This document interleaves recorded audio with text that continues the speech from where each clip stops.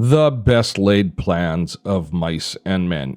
All of the efforts that we put into building our online business that we talk about here on Gray Matters, all of that comes to naught if we don't make sure that we pay close attention to the single most important business aspect, and that is revenue. How do we make money in this online game? There's a variety of different ways, so many that it's almost intimidating to broach the topic.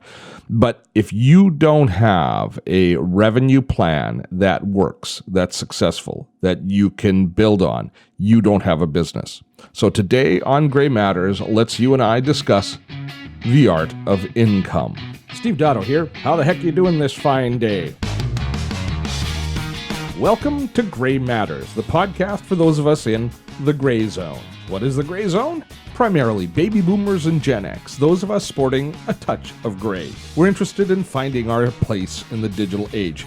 On this podcast, we will learn about online marketing, community building, social networking, all from our perspective. The world's changing. The job market is not interested in us anymore. We're facing the prospect of a reluctant retirement, and that is not cool. We need a side hustle to take our experience and put it to work for us. We need to develop mad skills, adapt, and evolve in order to remain relevant in the digital age. I can help. This podcast can help. I'm glad you found us. I tell you, one thing that is driving me more than a little bit crazy in the online space these days is this concept of influencer marketing. You've heard of it, and if you haven't heard of it and you don't have an opinion on it, I will share with you now what it is and help you form an opinion. And your opinion, by the time I'm done with this explanation, will undoubtedly completely align with my opinion. So the whole concept of influencer marketing is the brands are looking for people who have social media reach. They're YouTubers or Instagrammers or Twitterers. Do we call them Twitterers? I'm not sure what we call them. But they're people who have a social presence and people who follow them and like them. Brands have been approaching these people saying, will you promote my product? Will you promote our services? And there's an exchange. It's a form of sponsorship. It is influencer marketing. I guess it's been around forever, but it's really grown into prominence. And it came into sharp focus for many of us. It came into sharp focus, a year and a bit ago with the Fire Festival, the disaster, the colossal screw-up that was the Fire Festival, where Instagrammers, high-profile Instagram influencers, were swayed by a snake oil salesman to promote a concert on a tropical island, that they were taking over the entire island for this amazing experience. And they were sharing that they were going to this on their, primarily this was an Instagram play, and they were paid large sums of money to talk about this on Instagram, and their fans and their followers were completely taken in by it. And people bought tickets to this event and were totally taken advantage of. It was a disaster, a colossal disaster. There's some terrific documentaries on Netflix about it. If you want to know more, it's a fascinating journey into online and marketing and social marketing darkness. It showcases all of the worst that is our business, but it is a reality. And influencer marketing is right at the core of this darkness, this rot that is in social media. Now, I don't want you to think for a second that I don't think it's important for you and for I to form and establish influence in our community. I mean, the very fact that you're listening to this podcast right now means that I am having some influence over you. So I am an influencer to you. And that is a sought after position. It's a trusted position. It's one that we should not take lightly. But monetizing that position has been seen as, I think in a lot of cases, a fast track to riches. So influencers are doing all sorts of totally questionable activities to build the illusion of their influence. Real influence versus faux influence, there's a big difference. We're seeing Instagram influencers inflating their numbers with fake followers. We see the same thing happening in Twitter. We see people, their numbers, their likes, their engagement is manufactured to create the illusion that they have a massive following so that they can approach XYZ companies saying, I'm an influencer and you should be paying me to promote your product. It's a total hustle that is going on, and it's been going on for quite some time. And I find it frustrating because I guess I've made my whole career as a legitimate influencer. Back in the days when we did our TV show, people wanted me to be talking about their product. That was the value proposition that we brought forward. And we had a forum to deliver that product on television. Let me see if I can put into context for you why I have such a visceral reaction to influencer marketing and why I'm spending so much time at the start of our income podcast talking about it. Because it is relevant. It's something that we see happening all around us. And it is a bastardization of the history of online marketing or of advertising and sponsored content. Back when I did my TV show, that was my gig. I was, I guess, an influencer marketer. I had a television show, a property that I had a reach with that I could say to brands, I reach this many people on a weekly basis. I had a positive influence on that community. I was the person who was the spokesperson for the product. So I would go and I would sell sponsorship. Every summer was sponsorship season for us at Dottotech. I would go to Toronto and I would sell to the brands and to the people like Adobe and Microsoft and Apple and Hewlett-Packard and Epson. I would go and sell to these companies and to advertising agencies. And I would say, our TV show is going to be on these channels at this time, and we would like to promote these products on the show, and would you give me this much money to do that? And it was I gotta admit, every year in the summertime, I was full of anxiety because I never knew if we were going to have the sponsorship income we needed for our next season. Now, fortunately for us, for 16 consecutive years, we had the money that we needed in order to do our show. But it was touch and go sometimes, and it was a hard slog.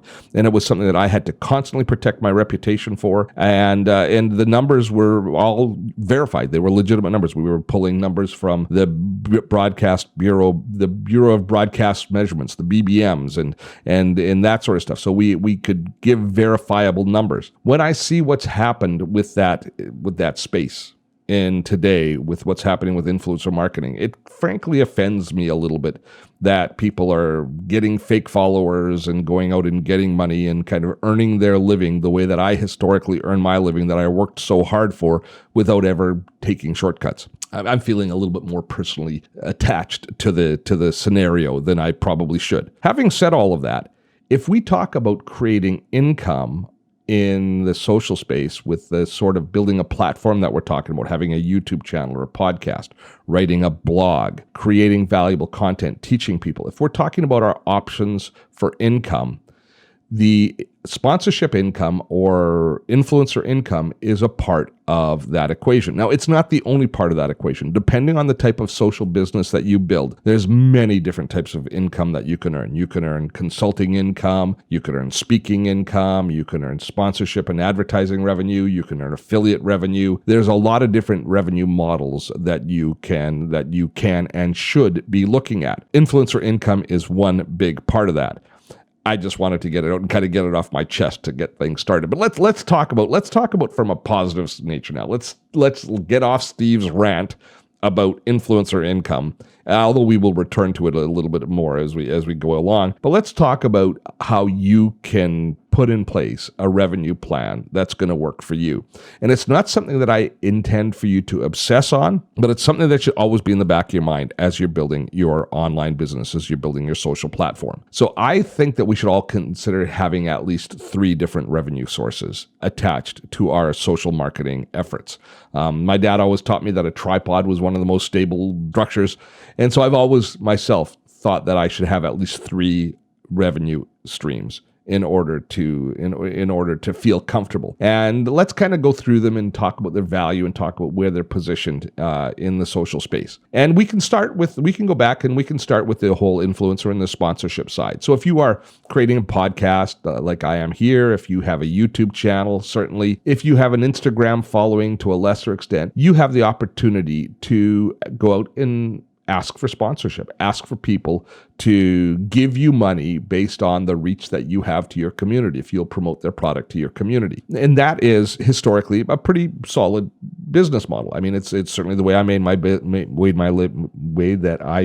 living for the better part of 2 decades. But I think that model has been a bit broken and it's been a bit abused. But there is a modification of that model that does work for us, and that is the entire affiliate marketing side. Now, affiliate marketing, surprisingly for a lot of us, has kind of a negative connotation because we've been in the past kind of swamped by less than ethical affiliate marketers that are just kind of sending out links and trying to get us to buy almost anything and have absolutely no vested interest in the products that they're selling and promoting. But there's a whole other side of affiliate marketing, which I engage in now, that I think is a great way to bridge that gap between sponsorship, influencer marketing, and affiliate marketing. And here's how it works. If you have a product that you like, something that you feel strongly about, that you can bring value to your community on, and it doesn't matter whether for me, it's typically a piece of software. It's a tool that I use that I like and I support. I believe in the company, and I can tell the story to you about how well it works. When we find those products, and often they will have affiliate revenue that you can attach to them. Now, affiliate marketing is just simply me having an account with a service that tracks the influence that I have over my community through a link. So I share a link for XYZ product. If you look at that product and purchase that product and click on that link as you're on that journey to purchase that product, well, the accounting software takes over, credits that sale to me, and then I'm compensated in some way for that purchase. It's a beautiful, simple, clean relationship. And here's the beauty of it for people like us that are thinking about creating or are creating online presence. If you are going out and selling sponsorship on an ongoing basis, you're doing what I did every summer. You're going out and selling campaign by campaign, and between each campaign, you have a period of fear where you don't know where the money is coming from for your next quarter, and you also spend a tremendous amount of your energy selling your concept, selling your business to potential sponsors. If you set up an affiliate relationship with a company, once you're through the initial setup, getting to know the company, getting signed up as an affiliate, putting your business in place with them, there's almost never a need to renew or renegotiate the contract. It just continues on, because as long as you provide value for that vendor, they're going to be happy with you. And they track it. It's all based on real numbers because they know exactly how much you're selling, and you earn more money as you do a better job for them. So if you think about a podcast like this, if I wanted to sponsor this podcast, I could go out and I could pitch a company to give me $500 an episode or $1,000 an episode or $50 an episode and negotiate it, and then have to constantly go back and renegotiate with them or with others when each contract period ended. Or I could have an affiliate relationship with a really good company. For example, in my case, one company that you probably know I have a good relationship with is the learning management tool Thinkific.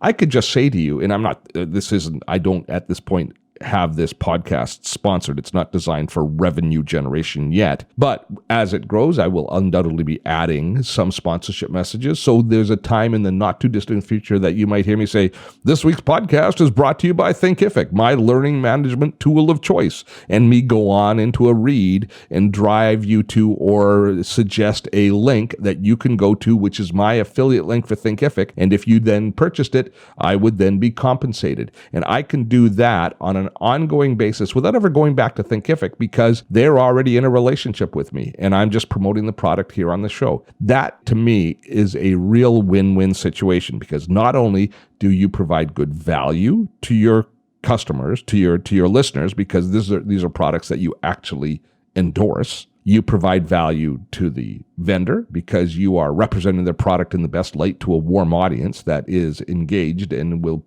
possibly be interested in their services. And you can add value to your community by teaching them more about the product, which is very much the way that we do our business here at Dottotech, teaching you more and more about how different products work and how they fit in your life. So you're basically moving the ball downfield in every aspect. And the best part is you don't spend cycles selling your wares to multiple companies. You're not spending all of your time in sales trying to get new sponsors on board and crafting your show not for the betterment of your listeners, but crafting it so that it's appealing to sponsors, which is a terrible place to be when you're creating any content. I don't care if you're creating a blog post, YouTube content, a podcast. If you're creating any content and you're thinking about what the advertisers think when you create it, you're not servicing your community to the best way that you should be. So I love the concept of sponsorship through affiliate marketing for almost all of our online efforts as we start to monetize. This works tremendously well for podcasts. It works tremendously well for YouTube content, and it works tremendously well for blog post content. So there you've got what I think is kind of the lowest hanging fruit as far as creating income in the art of income. First one is to create passive revenue that ongoing builds over time, and through affiliate revenue, you can do that. When I talk to you about having multiple pillars of revenue, we've talked about setting up affiliate revenue, or to a certain extent sponsorship revenue, but affiliate revenue as the first pillar. The second pillar that you can consider as you start to build your community out and build your social presence out is a straight up advertising opportunity. One of the beauties of publishing on YouTube is the ability for you to be running ads, generic ads on your YouTube content. And this also is the same concept as running ads in your blog post, or even having ads inserted into a podcast that are coming from the outside, from ad services. So for YouTube, and for the website, the most popular service is called AdSense, where you sign up for an AdSense account. It's hosted by Google. Once you're approved on that account, you can put a little bit of code on your webpage that will serve ads to your website. And that is a kind of a long-standing traditional way of generating revenue from your written content. That AdSense relationship extends into YouTube. And once your YouTube channel reaches a point of having 1,000 subscribers, and I think I'm not too sure what the watch time is, but once your YouTube channel becomes a going concern as far as having a reasonable number of followers and a reasonable amount of watch time, you can then opt in on having ads served on your YouTube channel as well. And those ads will typically run as pre-roll ads before. You've all seen them, the ads that you can click past. Some of them are fixed length ads. They also have intermittent ads that roll within your content, or those overlay ads that pop up over the bottom of the video. All of those are different revenue opportunities that you have within YouTube, and it can be attached. Now, the amount of money that you make is not enormous in those particular cases. We are paid based on a cost per 1,000 views of your video, and the revenue per 1,000 views will be anything from a couple of dollars per 1,000 to maybe $15 or $16 per 1,000. But most people fall in the $4 to $5, $6 per 1,000 view range. So if you think about your videos, if you have 100,000 views on your video per month, which is a pretty healthy YouTube channel, let's say that 75% of those are monetized, are ones that the YouTube actually places ads on. Let me just do the math here. So that would be 75,000 ads. And let's say that you're getting $3 per 1,000 in revenue. So you're making $3 times 75, because it's 75,000, which is, are you ready for this? So you're sitting down, it's $225. You're not going to get rich. But when you start getting 1 million views, and if your content is valuable to a higher valued community, so your cost per 1,000, if you have a more well-heeled community, I make much more than $3 or $4 per 1,000 views, because my viewers are baby boomers who have more money and advertisers are more willing to spend money on. You can generate some reasonable income into the thousands of dollars per month or even more off of your ad revenue. Once again, we don't put all of our eggs in one basket. But ad revenue, be it on your blog post, be it on your podcast, be it on your YouTube channel, is another pillar that you can rely on of ongoing revenue as you're creating content. All of these options are based on you constantly creating content and generating ongoing revenue from the creation of that content. Now, the third place that I believe that you can be starting to earn revenue is leveraging your own platform. And this is far more hands-on as far as revenue goes. It's a lot more work, but ultimately it also represents a far larger paycheck at the end of the day. Now, what do I mean by leveraging your own platform? Well, this is the case where if you are, say, a consultant, you're posting content into a vertical market with the intent of introducing your expertise to somebody who will then hire you as a consultant or as somebody to do some piecework for them, which you then charge your day rate. Speakers, for example, booking and speaking engagements would be falling in under their building their platform as a way for them to generate additional revenue. Or if you are selling out your own online courses or selling your own ebook, you have a product that you want to sell, that you want to move people to, and you're using your content creation engine to generate awareness, which will ultimately lead to a sale. Now, in some cases, you're going to have fairly sophisticated infrastructure in the back end. You're going to have a distribution system for an online course and a hosting system for an online course, or you're going to have created an ebook or a physical book that you sell perhaps through Amazon, or in other cases, it's quite simple infrastructure, which is just come to my website. There's a contact form there. Reach out to me if you want to hire me as a speaker or as a consultant, and then you negotiate each deal independently. So this is far more hands-on as far as revenue. All of the revenue models that I've talked about up to now are considered to be a type of passive revenue where you create your content initially, put it out there in the wild, and over time it grows and it builds and you have a nice steady growth path of revenue. This is far more active revenue where you're actually closing deals, you're actually booking that speaking engagement or booking that consulting contract or booking that coaching client. So it's far more hands-on, but your content creation efforts fill your pipeline with potential clients, and then you've got systems in place to serve those clients. If you look at those now, we've kind of covered three great areas of generating income on an ongoing basis using your content creation skills. We've looked at affiliate revenue, we've looked at advertising revenue, and we've looked at active revenue coming from our own activities. Now, I wouldn't want you to think that there are only three revenue models. We've talked about three that are near and dear to my heart here, but there are so many others. You could be selling your own product. You could be merchandising products that are related to your content.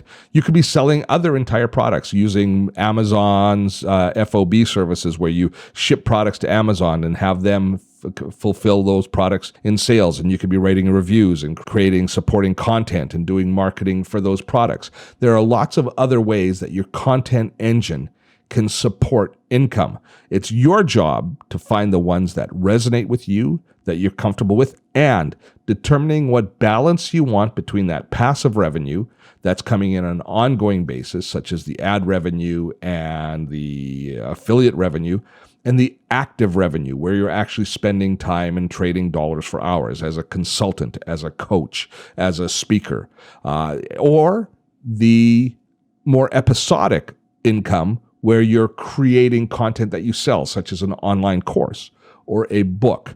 All of these different models have different strengths and different challenges attached to them, but getting the right balance and making sure that you are dedicating enough energy to each of these pillars is the art that you need to establish in order to build your content marketing engine.